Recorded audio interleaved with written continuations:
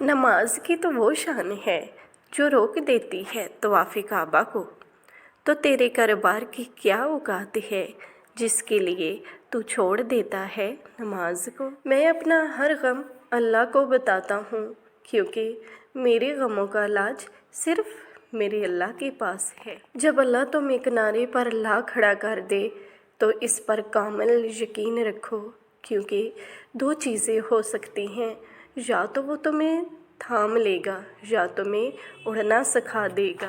اللہ سے جب مانگو تو اپنی اوقات کے مطابق نہیں بلکہ اللہ کی شان کے مطابق مانگو۔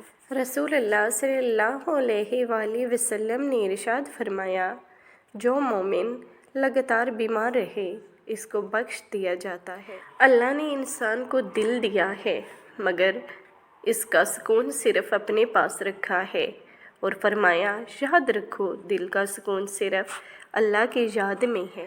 جب ساری دنیا منہ پھیر لیتی ہے تو اس وقت بھی اللہ آپ کے ساتھ ہوتا ہے۔ کچھ دولت پہ ناز کرتے ہیں، کچھ صورت پہ ناز کرتے ہیں، جن کے ہاتھوں میں دامن مصطفیٰ صلی اللہ علیہ وآلہ وسلم ہو وہ امتی ہونے پہ ناز کرتے ہیں۔